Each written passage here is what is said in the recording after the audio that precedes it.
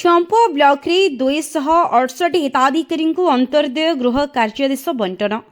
Champua block परिसर में आज 268 हिताधिकारी अंत्योदय गृह कार्यादेश बंटन कर योजना भारत सरकार गृह योजनार अंश भाव अनुष्ठित होईछि।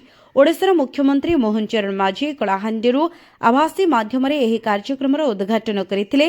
अवसर में ओडिशार समस्त जिला ब्लॉकर गरीब और वंचित लोक गृह प्रदान करने योजना नहीं बृहत योजना घोषणा कर चंपुआ ब्लॉकर विभिन्न ग्राम पंचायत मोट 268 हिताधिकारी योजनार लाभ उठाई पारे।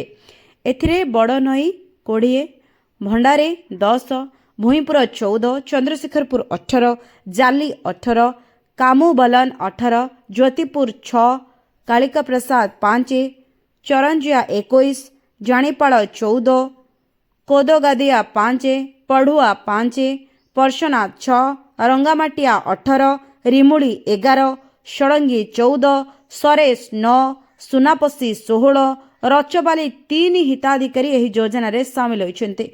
ଏହି କାର୍ଯ୍ୟାନୁଷ୍ଠାନରେ ଉପସ୍ଥିତ ରହିଥିଲେ ଚମ୍ପୁଆ ପଞ୍ଚାୟତ ସମିତିର ସଂସଦ ପ୍ରତିନିଧି ସିଦ୍ଧାର୍ଥ ସିଂ, ବିଧାୟକ ପ୍ରତିନିଧି ଗଣେଶ ଓର ଏବଂ ପାଟଣା ବିଧାୟକ ପ୍ରତିନିଧି ଭାବଗ୍ରାହୀ ମହାର, ପଞ୍ଚାୟତ ସମିତି ଅଧ୍ୟକ୍ଷ ସୁରେଶ ନାୟକ, ଚମ୍ପୁଆ ଗୋଷ୍ଠୀ ଉନ୍ନୟନ ଅଧିକାରୀ ସ୍ମୃତିରଞ୍ଜନ ସାହୁ, ଅତିରିକ୍ତ ଗୋଷ୍ଠୀ ଉନ୍ନୟନ ଅଧିକାରୀ ଚୁନୁ ହାଁସଦା, 15 ନମ୍ବର ଜୋନ୍ର ଜିଲ୍ଲା ପରିଷଦର ସଦସ୍ୟ ରମଣୀ ନାୟକ ଏବଂ ଅନ୍ୟମାନେ।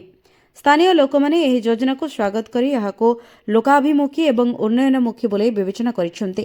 यह गरीब एवं निर्बल लोक मानक पई एक उत्तम प्रयास बोले अनेक अधिकारी मत प्रकाश करिसेंते। Bureau report Odisha info.